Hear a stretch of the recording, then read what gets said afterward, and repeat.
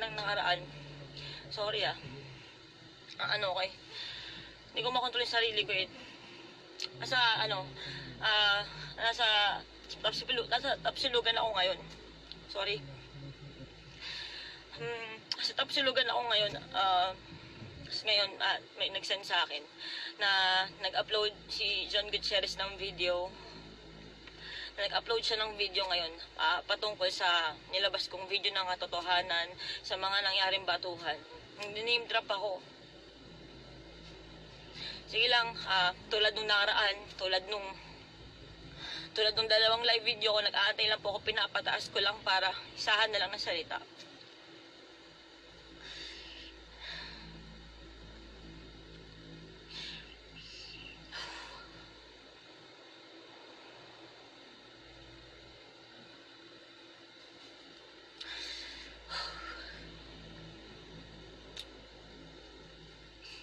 Antay ko lang kasi kahit 10, mag-10. Ulitin ko, itong video na to dahil sa nag-upload ng video si John, sana nanonood ka.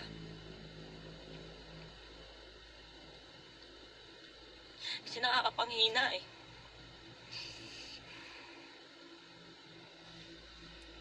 So ayun, guys. Nandito ako ngayon sa Tapsilugan, sa Antipolo. Ako pa naman, kapag may nag-live, pipitik na agad ako. Talaga nagla-live na rin ako, walang script, hindi ko ginagawang video. Kasi wala akong kahit na anong para practicein, kung anong iisipin ko. Wala, dire-diretso. May makita ako ngayon, may mapanood ako ngayon. Pipitik ako, magla-live ako, sasabihin ko. Ang dali lang, putang ina. Tumugtog pa yung radyo. Sandali.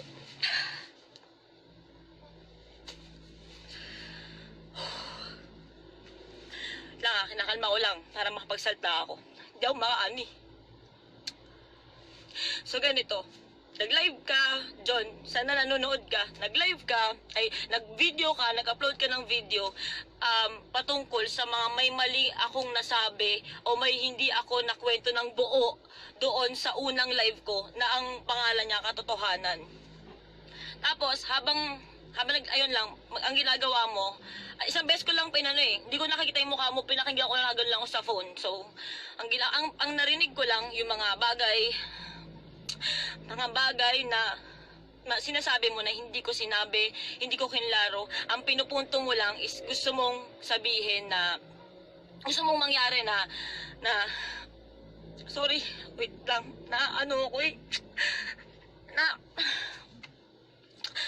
sobrang nanginginig ako kanina pa eh. Habang nakikinig ako, lang gigigil ako. So eto na.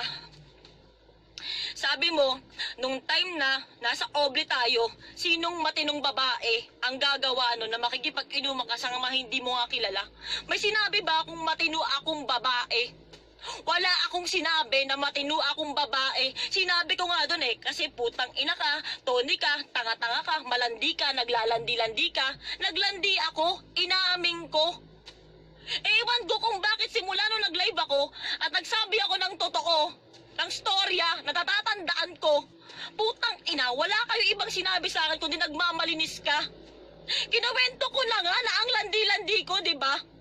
Kinuwento ko. Sinabi ko yun. Di ba? Lasing ako. Wala akong sinabi nag-pass out ako. Wala akong sinabing ganun. Ang sabi ko, ang naaalala ko, lango ako nun sa alak. Di ba? Pinapasyat mo ako. Pinapasyat mo ako nun Tangina naman, John. Tapos, nung pinapasyat niyo ako nun, ako naman, sige, di ba si ganyan? Oo naman, aaminin ko naman. May gusto ko sa'yo nun, kaya nga tayo nag-snapchat na ganyan nung wala akong alam na may jowa ka pa diba? Kasi nagkagusto ako sa'yo kasi ayoko okay naman doon sa picture. Ganyan. Ang kulit mo mag-reply, natutuwa ako kasi stress din ako nun sa buhay.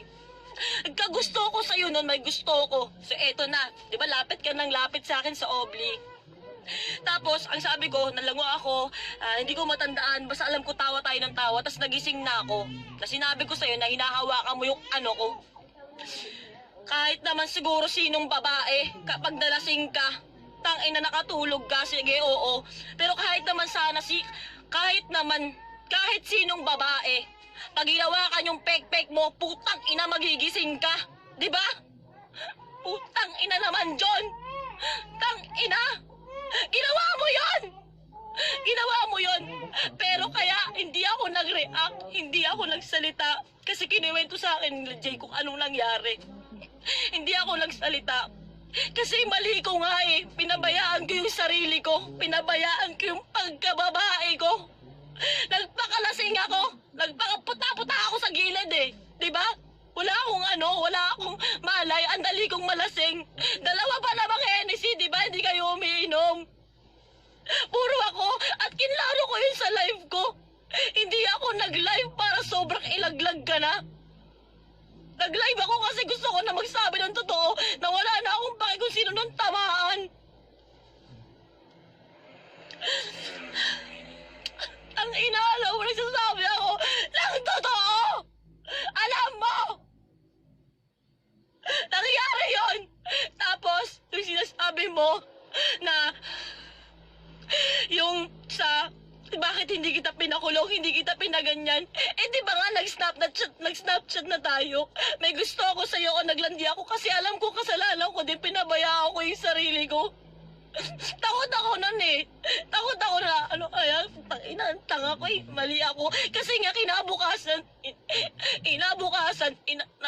sabi ko rin sa sarili ko na putang ina mo Tony, tanga mo eh, naglalandi ka eh. Di ba sinabi ko yun sa live ko?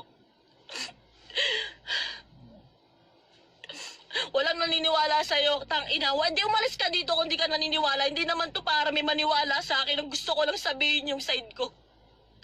Tapos after nun, sige, may pinakita ka pa sa sausage party. Di ba tumatawa pa ako, susunod, sisirain ko yung damit mo. Gumanon ako kasi kinuwento sa akin ni Jay Sidro. Hindi buo rin yung pagkakakwento niya. Sabi lang niya, ang kulit mo. Grabe, sinisira mo yung yung damit ni John. Inaalagaan ka na namin, nakikipagkalmutan ka. Siya nagkwento sa akin kasi nga wala na akong matandaan.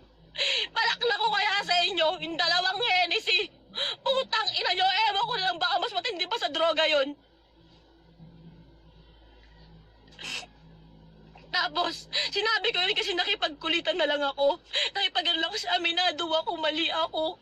Aminado ako, sinabi ko yun. Sa live ko, aminado ako, mali ako sa nangyari na yun. Pinabayaan ko yung sarili ko at naglandi ako. Kasi nung panahon na yun, nagkagusto ako sa'yo kasi nag-snapchat tayo. Isa pa. Para tapos na, sabihin ko. Ano pa yung sinabi mo kanina sa video? Sinabi mo pa sa video na kilaro mo yung puta, hindi ko matandaan masyado yung pagkakasunod-sunod eh. Isang beses ko lang pinanood. Sinabi mo na yung isa, Obli, lumabas. Ikaw pa nag-alaga sa akin, wala akong matandaan. Kung inalagaan mo ako nung salamat. Pero nung sinabi sa akin na Jay Isidro na lahat kami inalagaan ka namin, kaya hindi na ako nagsalita. Nanahimik ako nun kasi parang mali kasi nga ako eh, di ba? Kasi kung titignan mo, magre-reklamo ka, naglalasing ka dito, babae ka, ganyan. Pero huwag mo sasabihin na sinong matinong babae para ibaon ako. Kasi nasira ka ngayon. Diba? Kasi nagmumukha na itangina mo, John, ito pala yung lumalabas. So hindi pala yan totoo. Hindi naman eh. Nagsabi lang ako ng totoo kasi naman tabak na yung pagkatao ko. So ang ginawa ko, sinabi ko yun sa screenshot, wasakin ko namin, kaya nakisama na lang ako, hindi na ako nagreklamo. Kasi di ba ang landi-landi ko? Ba't ako magre-reklamo ang landi ko? Kasalanan ko yun eh. Tapos, eto na. Sinabi mo na bakit yung screenshots lang ng yung tungkol sa'yo, yung nakasave at in-upload ko sa Facebook. Alam mo dyan, aaminin ko sa'yo, yung ibang kasing conversation, hindi ko na na-save. Alam mo kung bakit nakasave sa akin yun? Kasi yun lang yung tanging, yun lang yung na-screenshot ko. Yung mga time na yun, walang palusot to Walang palusot to. Kaya yun lang yung nakasave doon. Kasi ng mga panahon, kasi nasabi mo sa akin na kailangan lang ayusin yung breakup nyo sa social media. Para hindi ako mahirapan, para hindi ako durugin ng mga tao. Binabalikan ko yun. Binabalik-balikan ko. Sabi niya, di ba, ganito? Sabi niya, may mga matitindi ka pa nga na sobrang na mahal mo ko eh. Pero wala na, hindi ko na din in-upload. Wala na. Meron pa nga doon na grabe, ayoko na kasi sobrang grabe na sa kabilang part ng ibang babae. Na sobrang masasaktan na yung partner mo nun. Hindi ko na yung in-upload, yung mga saktuhan mo na lang. Pero lahat yung kung gaano ka genuine yung sinabi mo, yung pagmamahal mo sa akin na mga sinabi mo nun, hindi na. Hindi ko in-upload yung mga sakto-sakto lang kasi binabalikan ko yun. Gusto ko lang sabihin sa'yo na yung sinasabi mo sa akin na dalawa tayo dito, Tony. Dalawa tayo nagkamali. Di ba may screenshot doon? Sabi ko, John, tangina naman. Sabi ko, di ba, harapin natin tong pagkakamali nating dalawa. Gumanon ako eh. In-upload ko yun. Walang pag ano-ano, in-upload ko na wala na akong pake. Sinabi ko yan. Aminado kung mali ako. Aminado ako, John. Pero, after na to, pare, pag pangalakanda ka mo na, you know that you're number 2. Puta, alam mong number 2 ka lang, paulit-ulit mo sinasabi. Tangina mo naman. Tangina mo. Sige na, okay na. Para maging okay kayo, di ba? Ayoko naman kayong masira din. Hindi na para ganun dahil may mahal na akong tao, naka-move on na ako, masaya ako. Pero para pagpakalakanda mo sa buong mundo, na putang ina, alam mong you're number 2. Alam mo yan, John. Bakit ba ako naging number 2? Pinaikot mo ako, di ba? Naniwala ka kasi ako sa'yo. Putang ina. Sabi mo, mahal mo ako. Sabi mo, para lang yan sa fame. Sabi mo, kawawa ka. Putang ina. Sobrang nasasaktan ako ngayon. Sabi ko pa rin sa'yo, nung sinabi mo na walang lalabas, na mag-ausap tayo, no, huwag kitang ilalaglag. Nag-chat ako nun sa'yo, sayang wala na akong copy nun. Sabi ko sa'yo, John, my love, time will prove my love for you. Sinabi ko yun sa'yo, galing sa puso ko. Di ba? Galing sa puso ko, sinabi ko yun sa'yo. Sana naman, yung pagmamahal na binigay ko sa'yo at nung panahon na yun, kahit pa paano naman, napatunayan ko naman, kasi magti 3 years naman na tinanggap ko na ako lang ang mali. Magti 3 years na ako lang ang mali. Tapos ngayon, susulpot ka, gagawa ka ng video para sabi na dalawa tayong mali. Oo, inamin mo rin na may mali ka. Pero yung video mo, tangina, binabaon mo lang ako. Para ano? Para pagbalik mo dito, gagawa ka na naman ng eksena paano kayo magiging maayos. Tapos ganyan ulit, ako na naman si Kabit, ako na naman si ganyan. Hindi na ako papayag na magagawin mo na naman sa akin yun. Wala akong sinasabing di ako papayag na magiging okay kayo. Kasi nangyari na ilang beses na eh. Ganun ginawa mo dati. Hinayaan mo na magmukha akong talagang kabit na habol na habol. Aaminin ko rin sa inyo at sa'yo. Putang ina. Oo, sige. Kasi nga, minahal nga kita. Putang ina, paulit-ulit ako kasi nga, minahal kita eh. Nagtiwala ako sa'yo.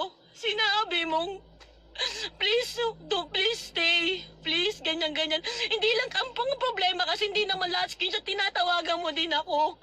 Kino-convince mo ako to stay, to wait because you love me. At ako ang gusto mo. Sobrang nag-effort ka para mahalin kita. Tapos nung mahal kita, putang ina, alam mong number 2 ka. Gago ka ba? Pinaasa mo ako eh. Pinaniwala mo kung mahal mo ako. Naniwala ako. Naikot din ako eh. Huwag mo na kayong tumawag. Huwag mo na kayong tumawag, please. Sorry, sobrang emotional ko ngayon. Huwag mo na kayong tumawag. Please lang, huwag kayong tumawag. please lang. Saan manggagaling yung mga info ko? Sabi mo, bayad kayo. Isa sa example nun na, di ba sinasabi nila, paano ka babayaran ng Facebook? Sabi mo sa akin nun. Kasi ganito yan, example. Punta kami ng may video kami na pupunta kami ng Tronix. Tingnan mo, magpapicture kami sa Tronix. Hindi kami para magpapicture sa Tronix. May cellphone na may ganyan ng Jologs, ha. Nagsalita ka ng ganun. Wag mo tong de-deny. Kahit lahat na nga, parang dine-deny mo na eh. Tapos, sabi ko, ganun ba? O, tas yung cute size, yung maliit, yung ganyan, yung sinabi sa'yo ng girlfriend mo nung time na yun na, tulad nun, ganyan. Kasi ano yun, sa Tronix. Bayad kami ng Tronix. Sinabi mo yan eh. Saan ko makukuha to? Ano ba, gumagawa-gawa ba ako ng kwento? Kasi kung gumagawa ako ng kwento, ang galing ko naman. Ang galing ko naman gumawa ng kwento. Isa pa. Sorry. Oo na, sige na, eto na ha, para matapos na. Sorry, Breezy, sorry. Para matapos na. Hina, eto na, aaminin ko na. Dahil nga minahal kita ng sobra. Naniwala ako sa'yo. Babalik ka, na may inaayos ka lang. Oo, sige, nagsisend ako sa'yo, nagaganyan-ganyan ako sa'yo, nagaganon ka rin pabalik. Kasi nga mahal kita eh. Naglalandi din ako sa'yo eh. Kasi komportable na tayo sa isa't isa. Kasi akala ko nga may tayo. Tapos, grabe. Alam mo, John.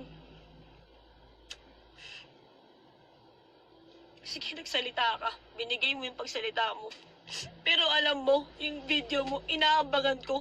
Kunyari, sabihin ka doon na patungkol sa akin. Nakaganon pa ako, nanginginig ako. Alam mo kung bakit? Kasi inaabangan ko na kahit pa paano, tol, mag-sorry ka naman. Tangina, mag-sorry ka naman sa akin. Kasi nagsinungaling ka din sa akin.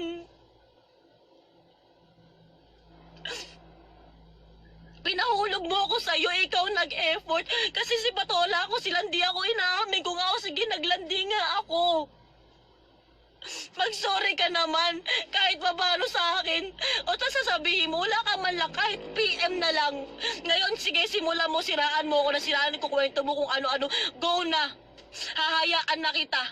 Pero please lang, ang gusto ko lang naman, kahit hindi na public apology, kahit message na lang, putang ina, mag-sorry ka naman. Nananahimik ako sa Las Piñas, di ba? Nananahimik na ako. Gusto mong palabasin na habol ako sa'yo. Oo, noon. Kasi nga, pinaniwala mo kung mahal na mahal mo ko at minahal kita ng totoo. Tapos nananahimik ako, bigla kang pupuntang Las Piñas. Anong bang gusto mo? Ano bang trip mo? Isa pa. Isa lang,